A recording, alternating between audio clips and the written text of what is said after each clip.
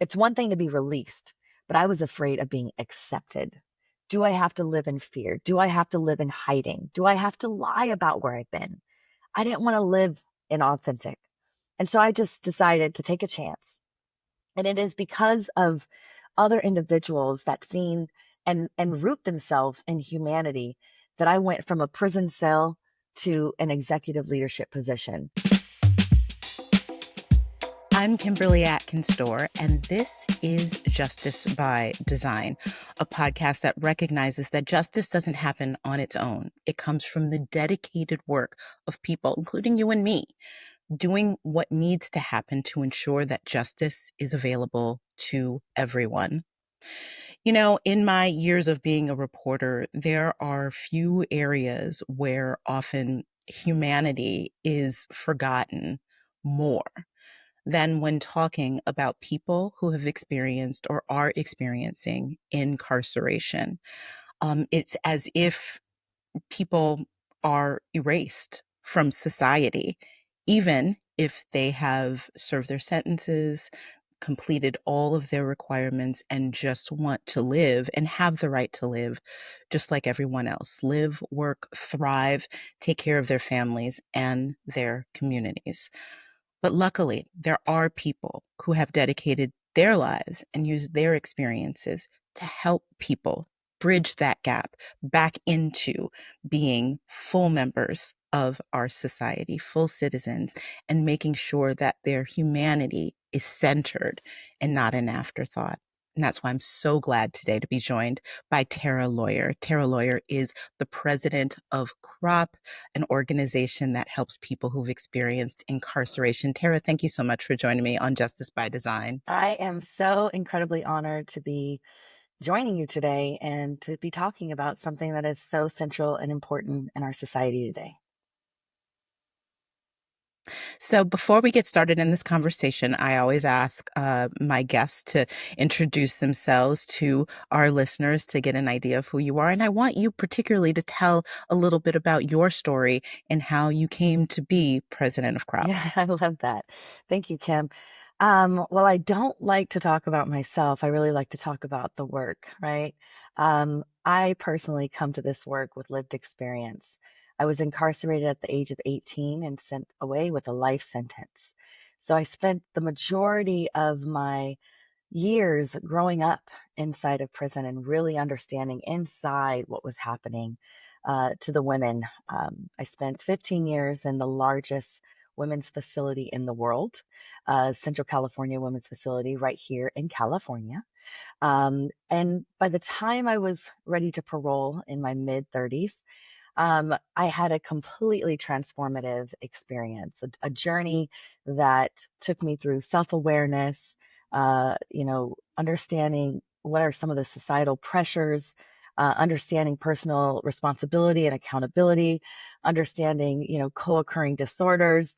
And in prison, I understood and seen and observed and experienced just this sea of brokenness among all of my peers. And I was determined to do whatever I could to improve those conditions while I was inside of them. So I worked closely with the warden and other administrative staff to introduce, build, and implement rehabilitation programs, some of which are still in um, active, today. Some of which have gotten senatorial and congressional recognition, and really, really proud of seeing a lot of the programs and the classes and the courses and the therapeutic sessions still underway. It's needed, it's important. And so it was very natural in 2017 when I came home to continue this work. After coming home and being intoxicated with freedom, I slowly began to inhale the sober reality that we can do better. And that is when I dedicated my freedom and my purpose to this work. And I'm grateful that you are doing that.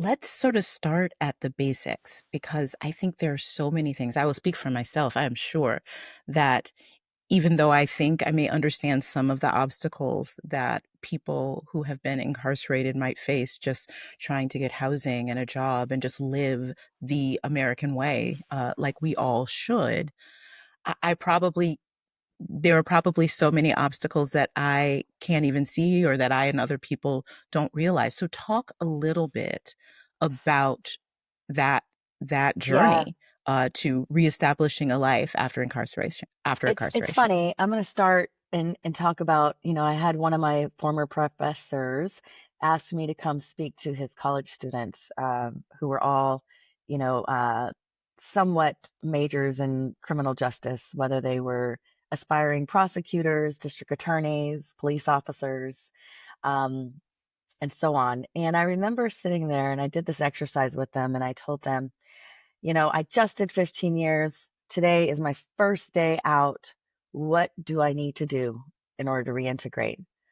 And they started screaming from the audience, get a job, get a job, get a job, get a job, get a job. And I was tickled because that is the common understanding and expectation of members in our society. When you get out of prison, get a job, start paying your taxes, start living a life without crime.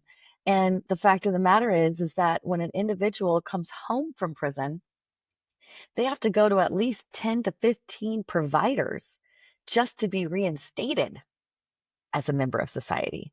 Getting your identification card, getting your birth certificate, getting your social security card, getting all of those things is already going to take 2 to 4 weeks. Then you talk about securing housing. You're talking about job readiness. You're talking about workforce development. You're talking about clothing, transportation, how, food, right? I mean, the common things that we all take for granted, that we're talking ground zero, having to start to build back up. And no one, not one single person could ever do it on their own, which is why our recidivism rates are so high in our nation. Because the reentry system is so incredibly siloed, it is going to take a big, major collaborative effort on all of our part to ensure that people are made whole in their second chance journey. So this is why, we do this work, because we recognize people are falling through the Mhm. cracks. They're going back to prison because they end up going back to what they know, which is criminal thinking, criminal behavior, and going back to that hustle, grinding mentality. Most people, if given the opportunity, will thrive.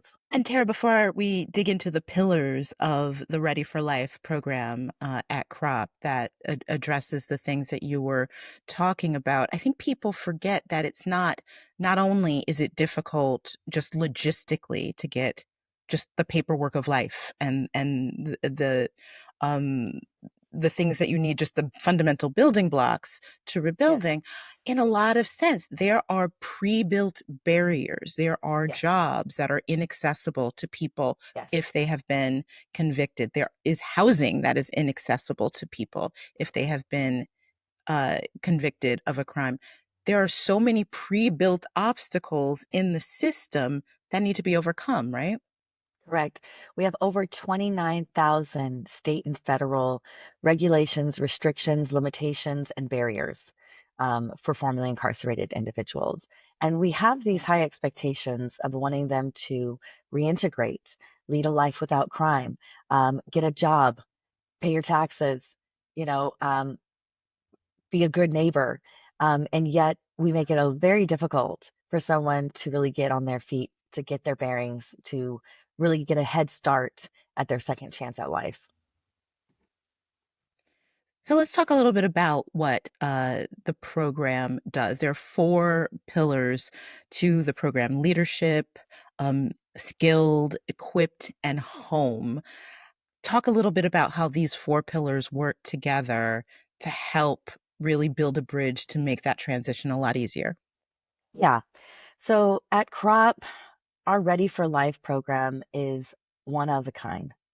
There is no other program out there, and we are hoping to really set the bar right where the standard needs to be, which is a holistic wraparound, all in one, all inclusive, one stop shop everything underneath one umbrella to ensure that someone is getting all of their needs met at one space so that they don't have to be burdened Mm. with navigating systems and trying to get transportation to one place or to another.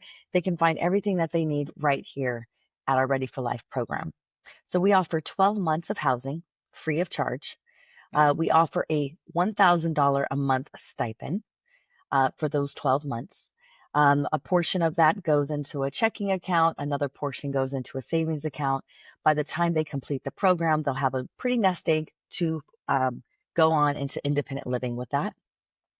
We couple that with financial wellness. So we're talking about second chance banking, understanding how you can pay your bills, how to build your credit, and all of those different things. Then we provide digital literacy. So this is, you think about people who have been away. I mean, if you detach from your technology in 1 year, it has all changed. There's Mm. new apps, there's new Yeah. processes, and so on. So digital literacy is a major thing for individuals to definitely receive. In the first pillar, we talk about leadership for life, right? And this is really a great time to help people restructure their thinking, right? Because the institutions that people are coming home from tell them that they are less than, that they deserve less, that they should expect less. And so what they end up needing to do is sort of rethink and reframe and rebuild that thinking so that they can understand that if it's meant to be, it's up to me, right? And we are going to give them that confidence building. We're going to give them that personal accountability where they recognize like, this is my life and I'm going to jump full force into it. So they go then into Skilled for Life, which is our pillar 2, and that's all about career development. This is where they get the hard skills, skills first hire, all that is right here in this pillar 2. And we offer a couple of career tracks. Tech sales, we offer healthcare for like AOD counseling or peer support specialists. Then we offer some of the Mm-hmm. trades around like HVAC, trucking, things along those lines. And before then, they go into, I mean, shortly afterwards in pillar 3, they go into equipped for life. And this is when we work with our employer partners and they get internships, apprenticeships, and full time employment opportunities. Before that, they are getting a lot of career development, career readiness. We're setting up their LinkedIn's, they're doing their resumes. We're really setting them up as someone who's ready for a career. And then finally, the fourth pillar is Home for Life. And Home for Life is all about pathways to long term housing solutions.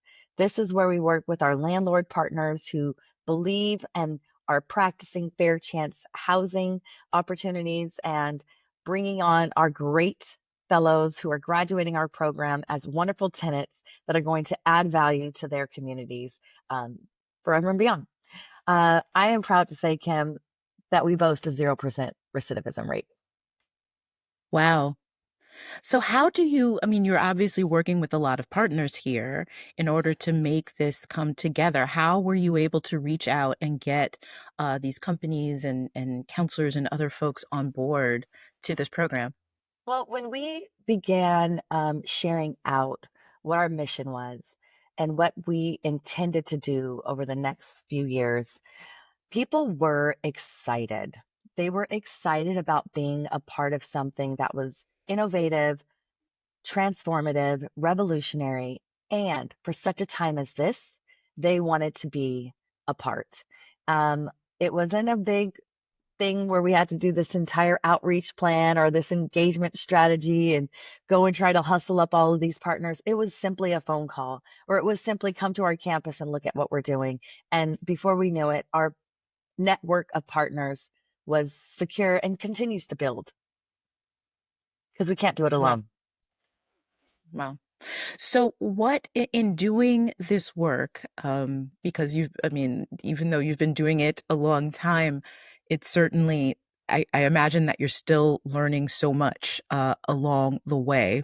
What are some of the needs that the organization has right now? What do you need in order to continue to fulfill this mission? And what have you learned that surprised you about whether it is the landscape for people once they come out of prison, or just things that you may not even think about? Back to the question that I asked earlier, because I Yeah. can only imagine, even though I know people that have touched me, people who've been in my family have been in this situation. There's still so much I don't know what Yes. is needed in order to Yes. help. So talk a little bit about some of the surprises or the things people may not realize. Yeah. Well, let's first talk about how this came to be. When we sort of pitched this idea to the state of California, state legislators, the governor was excited. They said, write it up, let's do it. We secured $27 million for our pilot program. We did no outreach inside of the prison. Instead, we sent in a few applications, we talked to a few individuals, and before long, we had a wait list of over 1,200 people. And our current funding is only able to support almost 400 people. So you can imagine what we were experiencing when we saw the demand for a program such as this. We got into this work. We realized it was such a high demand, and we learned a few things. One is people want to help. And the way that I always say, the easiest lift that people can do to help is to help us change the narrative around how society views and treats and approaches formerly incarcerated individuals. Studies show, Kim, that if you give a formerly incarcerated individual who's ready to work and ready to hit the ground running an opportunity to be employed at your company, they are one, they work harder, they stay longer, and they promote faster than other individuals Mm, because they have a lot to prove. The other thing that was pretty surprising that we learned is that employers who are doing these fair chance hiring pledges absolutely want to get involved, but they don't know where to start. They don't know where to put and incorporate some of the best practices of hiring and job retention for formerly incarcerated people. And that's really where I mm, step in and try to introduce some of the best practices and implementation strategies that they can do right then in their internal HR practices and policies. So those are some of the surprises. What we mhm, found is that people absolutely need to stabilize post release of prison in order to be successful. People need to not just have housing and a job or a career readiness tool, they need a support system. They need case mm, management. They need a team of individuals, coaches, and reentry coordinators, all surrounding them, not just with resources, but with counseling, with inspirational, motivational interviewing, and trauma informed care practices. Like there's a host of things that individuals need coming home from prison. And not everyone is a one size fit all, right? right. This is not um, a, a sort of platter of things that say, this is what we got and you take it. We need to approach individuals where they're at and provide individualized care. Um, these are things that I think a lot of uh, systems do not take into account. It's like, Mhm, this is what we have. You're going to take this $200 and you're going to make it work, versus yeah. assessing what are the person's needs. And so doing our intake assessments really gets down into the details. And then we're able to customize an individualized reentry plan for that person. Well, let me ask Um, you a little bit yeah, more about that, because I'm sure some of the needs might be health related if that's their right. health has failed over time. It might be mental health related. It could be any number of things, counseling for alcohol or drugs. So, what sort of things? Give an example of some of the individualized points that you're evaluating when you're looking at someone. Yeah, you called it. Now, individuals might be in the middle of getting their GED. Individuals might Mm, be suffering and struggling with a substance abuse disorder. They might have an untreated mental health condition, making sure that our partners who are specialized in these treatment modalities are ready at the quit so that we can refer individuals to get additional care is really important. Another thing is that we have a very gender neutral um, program here. And what that means is many of our reentry providers are either providing services for males or for females.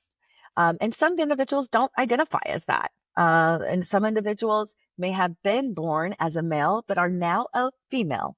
And Mm, the system oftentimes forces people into programs based upon the sex that they were born with. And this is mm, causing another layer of yeah. discrimination and another layer of why our homelessness uh, rates are so high for formerly incarcerated people. So we want to make sure we address that as well, right? So having a gender neutral, we don't care how you identify, you are welcomed to our campus, to our programs. This is another layer of things that we're addressing for people.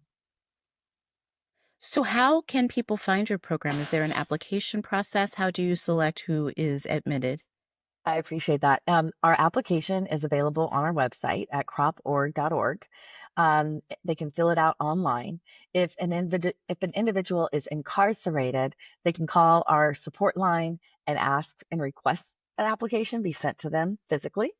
Um, Once our application is received, we screen it to make sure that the person is eligible for the program. We also then begin doing some interviews. So if they're incarcerated, they're able to call to one of our coaches and conduct a phone interview about what is their readiness for a program such as this. This is not a light lift. This requires a commitment. This is not just a bed for you to come and just hang out and do your thing. This is the Stanford of reentry programs. This is the Harvard of career development for formerly incarcerated people. And so we do require that level of a commitment. And so our screening process is pretty thorough. You know, the application is pretty thorough, and our screening process Mhm. and the interviews is pretty thorough. We want to just gauge people's readiness for a program such as this. So, what do you need? I mean, you've secured some funding there in California. What do you need in order to continue this program, and what do you think is needed more broadly when it comes to uh, improving the criminal justice system post release that is missing in a lot of places where your program is not available? Sure. Um, well, number one, what we need, we're in a budget cycle season right now. So we are requesting an additional appropriation for continued funding right Mhm. now from the state of California. We always invite private philanthropy to join us because it allows us to be nimble, allows us to be innovative. It allows us to course correct and iterate the program and tweak things so that it's more and more specific and current to the demands of people coming home. When I came home in 2017, does not compare to someone coming home post COVID in 2025, Right, right? So we need to right. always stay abreast of what is going on to meet the needs of individuals coming home today. Um, Another thing is, more and more um, studies are being done, but not a lot of solutions being built. So Mm, there's a possibility that we'll create a toolkit so that we can nationwide spread this model for other mm, states in our nation to implement a program such as this, where we can lend, some of our learnings and our experience to support in any technical assistance or some build out. But I think that that is the way in which we spread and scale something like this on a nationwide level is really, really mm. hyper focusing on what we've done here. This is the most unique program out there, and we need to see it more places.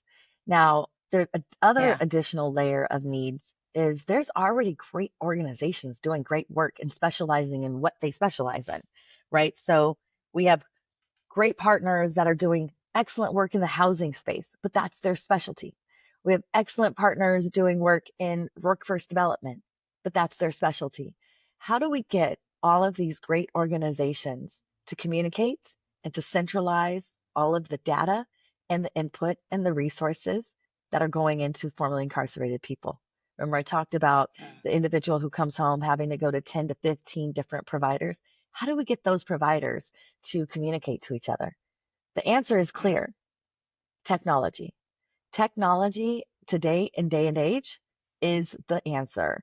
And so we have a data and analytics platform, which is going to allow and invite all the reentry service providers to utilize, and we will be able to track an individual and all of their resources and their needs so that they don't fall through the cracks. And so this is the next level of what our reentry system needs to break down those silos. And so we can all work in concert and we can really show what cross collaboration looks like. So my last question for you, Terah, is another thing that we haven't touched on yet that can be a barrier is the stigma of having been incarcerated. We have a criminal justice system that's supposed to say, you pay your price to society, you fulfill your sentence, you fulfill your post-release requirements, and that is it. But that is not it. It is often something that follows people for the rest of their lives. How do we break the stigma so that someone who uh, is seen for their humanity, That's right? right. What they can do, who they are, as opposed to their worst moment. This is the most critical part. The narrative change is critical. Being able to look at me and not see my big scarlet letter of my criminal history is really critical and important. Um, I'll tell you this: coming home from prison was more terrifying than being sent to prison because I Mm. knew everything that I was going to have to do to fight to be accepted back into society. It's one thing to be released, but I was afraid of being accepted. Do I have to live in fear? Do I have to live in hiding? Do I have to lie about where I've been? I didn't want to live inauthentic.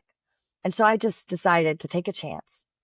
And it is because of other individuals that seen and root themselves in humanity that I went from a prison cell to an executive leadership position, allowing me to just get a job. I started out as an administrative associate, just getting the opportunity to showcase my skills and my professional background and my education was the only reason why I sit here before you today. If it wasn't for people opening the door and then me being brave enough to walk through it, I Yep. would have never been where I'm at today. A mother, a homeowner, a leader that constantly puts myself out there so that other people can get an opportunity and get a chance. It's not about me. I am not special and I am not unique. There's amazing people inside that are begging for their second chance. And you can be a part of that by just opening some doors. Thank you so much for joining me today to talk about this. Thank you so much for your work, and I wish you nothing but continued success for you and everyone you touch. Thank you. Thank you so much, Kim, for having me. This has been a great conversation. It's the personal lived experiences of people like Terah that drove me to create this podcast.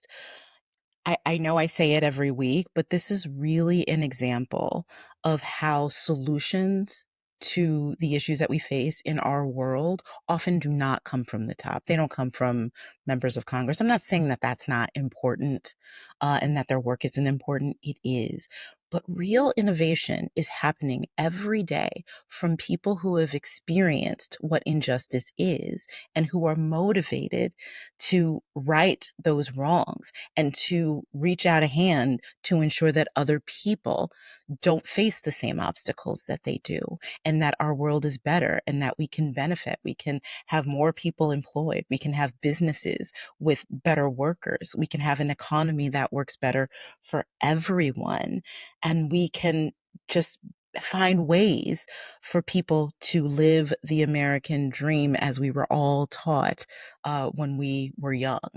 And that's why I'm so appreciative to Terah for her work and also for joining me today to talk to us about CROP and the importance of ensuring that people who have been incarcerated have their humanity centered.